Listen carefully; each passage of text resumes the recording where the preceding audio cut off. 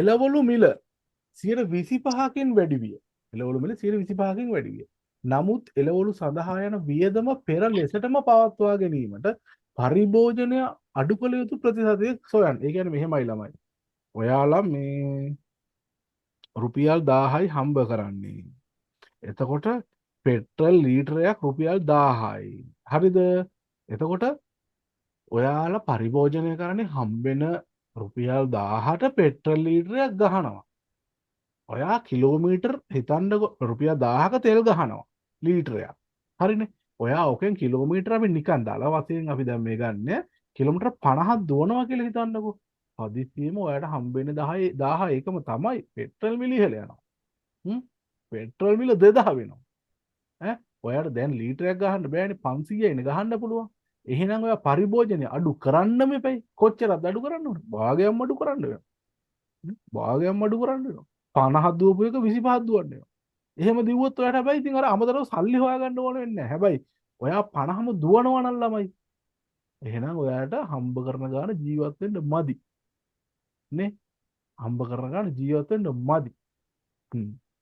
Right. ඒක ජීවිතේට ගන්න දෙයක්ත් තියෙනවා. එහෙනම් මේ දැන් අපිට ඉතින් ඔච්චර ලේසි ගණන් දෙන්නේ නැහැ නේ. ඔය රුපියල් 1000 කතා. ඔහොම දෙන්නේ අපිට දෙන්නේ මෙහෙම. එළවලු මිල 125කින් වැඩි විය. හා මේ බලන්නකො ඔන්න එළවලු කිලෝ එකක් රුපියල් 100යි. යයි සිතමු සිතමු. හරිනේ. 125කින් වැඩි වෙලා. මේ 125කින් වැඩි වෙලා. ඒ කියන්නේ දැන් කීයද අනේ කලින් 100ට තිබ්බ එක? 125. 125යි දැන් මේ 125යි. එතකොට දැන් ඊළඟට මෙහෙම හොයන්න අපි. දැන් මේ පැහැදිලි කරලා දෙනවා. දැන් හරිද? දැන් කලින් මට්ටමට ගත හැක්කේ කොච්චරද? ඇත්තටම මේ දැන් රුපියල් 100ට ගත හැක්කේ කොච්චරද? දැන් හම්බෙන්නේ 100යි. අලින් 100 නම් එළවලු කිලෝයක් අරන් ගියා. එළවලු ගණන් ගියා. අපි පඩි වැඩි වුණාද? නෑ. 100මයි හම්බෙන්නේ. එළවලු ගණන් ගියා. දැන් කොච්චරද ගන්න පුළුවන්? දැන් පැහැදිලිවම කිලෝ එකක් ගන්න පුළුවන්ද කියන්නකෝ? බෑ. කිලෝ එකට වඩා ගන්න පුළුවන්ද? බෑ. අඩු ගානක් එන්න ඕනේ. මේ එහෙනම් මෙන්න මේකයි. දැන් කිලෝ එකක් 125ටනේ ගිහිල්ලා තියෙන්නේ. අපිට හම්බෙන්නේ 100යි. කොච්චරක් ගන්න පුළුවන්ද කියලා බලන්න. මේ 125ට කිලෝ එකයිනේ ගන්න පුළුවන්. රුපියල් 125කට කිලෝ එකයිනේ. රුපියල් 100කට නම් කොච්චරයිද? මේක සුළු කරාම 0.8යි. 0.8යි කියන්නේ මේ එක කියන්නේ කිලෝ එකක් නම් 0.8 කියන්නේ කොච්චරද? ග්‍රෑම්. ග්‍රෑම් 800ක්. රයිට් ග්‍රෑම් 800ක්. හරිනේ. ඉතින් මම නිකන් මෙහෙමත් කරලා පෙන්නන්නම්. එක අඩු කිරීම 0.8 කීයද? 0.2යි. හා 0.2යි. ඕක අපිට වැඩක් නැහැ. අපෙන් අහන්නේ මේ පරිභෝජනය අඩු කළ යුතු ප්‍රතිශතය. අපිට ඇත්තටම ග්‍රෑම් කොච්චරක්ද අපිට නොකා ඉන්න වෙන්නේ? ග්‍රෑම් ග්‍රෑම් 200ක් කන්න වෙන්නේ නැහැ. ග්‍රෑම් 200ක් කන්න වෙන්නේ නැහැ. දැන් භාගයට කන්න වෙන්නේ. ඒක ප්‍රතිශතයක් විදියට කිව්වොත් 0.2. ඒ කියන්නේ 100නේ ළමයි ගුණ කරන්න ඕනේ. 100ට 20යි. එහෙනම් පරිභෝජනය අඩු කළ යුතු ප්‍රතිශතය 100ට 20යි. හරි. තේරෙන්නේ නැති එක්කෙනෙක් ඉන්නවද දැන්?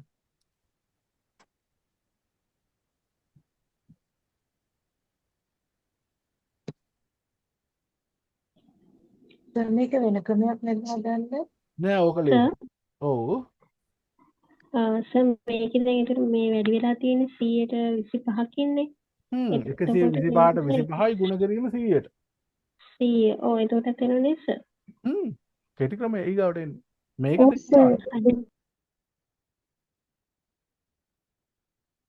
මේක තේරුම් නැති කට්ටියකෝ?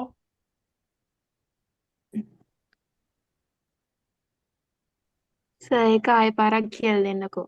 හරි. කාටද කියලා දෙන්න ඕනේ? විමාශට. ඉතින් ඇයි බම් මේ 10 පාරක් විතර තේරෙන්නේ නැද්ද කියලා අහනකම් හිටියේ ඈ කෝ ඔව් සර්. නින්ද ගියානේ නැහැ. බත් කෑවා නැහැ. මේ ඔන්න බලන්න එළවලු මිල අපි 7 වෙනි ගානේ ඉන්නේ එළවලු මිල 125කින් වැඩි විය නමුත් එළවලු සඳහා යන වියදම පෙර ලෙසටම පවත්වා ගැනීමට පරිභෝජනය අඩු කළ යුතුයි. ඔය ඇත්තට කණ්ඩ බැරි ප්‍රමාණය කොච්චර නොකා ඉන්න පුළුවන්ද කියලා අහන්නේ. කොච්චර නොකා ඉන්න ඕනද අපි? පරිභෝජනය අඩු කළ යුතු ප්‍රමාණය කියලා අහන්නේ. මේ අපි මුලින්ම එළවලු කිලෝ එකක් 100යි කියලා හිතුවා නේද? නිකන් හිතනවා ඈ. හිතනවා. ඔයාලට මම උදාහරණයක් දෙන්නම්. මේ දැන් කීයකින්ද වැඩි වෙලා තියෙන්නේ? ඒ ළමයා කෝ විමාශා කීයකින්ද 125කින් නේ හා ඔව්. කලින් අපි 100නේ තිබ්බේ 125කින් වැඩි වුණාම කීයක් වෙන්න ඇද්ද? 125.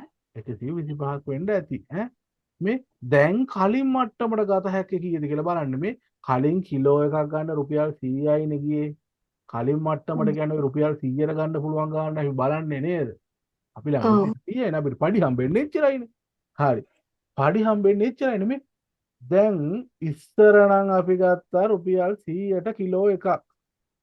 දැන් 125ට නේද කිලෝ එකක් ගන්නෙ. අපිට ඕනේ 125ට ගන්න අපිට ඕනේ 100ට ගන්න. එහෙනම් 125ට මෙච්චර නම් 100ට කොච්චරද? ඔහොම දැම්මොත් හරි නේද? ඔව්. එහෙම දැම්මට පස්සේ 0.8ක් එනවා. මේ එකක් කියන්නේ කිලෝ එකක් නම් 0.8ක් කියන්නේ කොච්චරද? 20ක්. එකක් කියන්නේ කිලෝ එකයි. මේ එකක් ආ. කියන්නේ කිලෝ එකයි. ඒ කියන්නේ ග්‍රෑම් 1000යි. 0.8ක් කියන්නේ ග්‍රෑම් 800යි. ග්‍රෑම් 800යි. ඒ කියන්නේ රුපියල් 100 දැන් ගන්න පුළුවන් කොච්චරයිද? ග්‍රෑම් 800. කලින් කිලෝ එකක් කෑවනම් දැන් කන්න වෙන්නේ කොච්චරයිද? 20ක්. ඈ? ග්‍රෑම් 800යි. දැන් නොකා ඉන්න ඕනේ කොච්චරද එතකොට?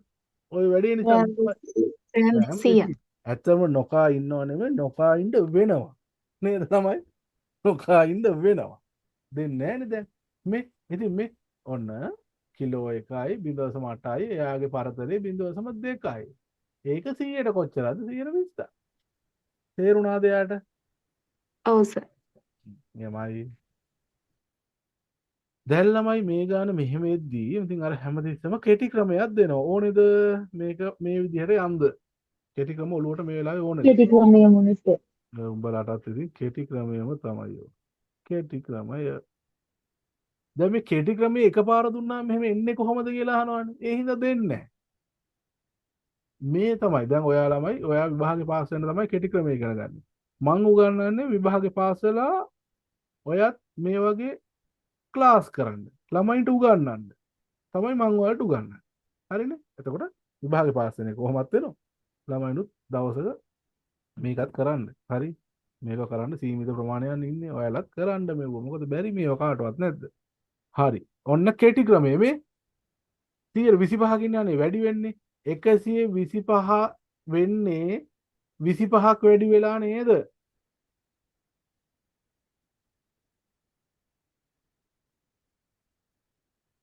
සියයට 25කින් ළමයි වැඩි උනේ. එහෙනම් වැඩි වෙන ප්‍රමාණය කීයද ඔක්කොම? 25යි. මේ තමයි අලුතින් වැඩි වූ ප්‍රමාණය. අන්න ලවුඩ් ස්පීකර් දැම්මා. හරි. ඔන්න වැඩි වෙච්ච මුළු ප්‍රමාණය දැන් මිල මේ කීයද? 125යි. 125ට 25ක් නම් කීයට කොච්චරද? 100ට. අනේ මෙන්න මේක උත්තරේ කියන්න දන්න කෙනෙක්. 20යි. 20. ඕම් හරි. හරි. හරි. කෙටි ක්‍රමය ඉගෙන ගත්තා දැන් හරි. දැන් ඔක්කොම ඉවරයි. දැන් බලමු ඊළඟ එක. මට කෙටි ක්‍රමයේ භාවිතා කරලා පෙට්‍රල් මිල 130කින් ඉහළ ගොස් ඇති විට වියදම එලෙසම පවත්වා ගැනීමට පරිභෝජනය අඩු කළ යුතු ප්‍රතිශතය කොපමණද? කෝ ඒක පාවිච්චි කරලා කෝ 124. හැදුවේ කොහොමද? සියයට 30 උඩට යටි 130 එකසිය තිහ මුණ ගැනීම 100 උත්තරය 124 වැරදි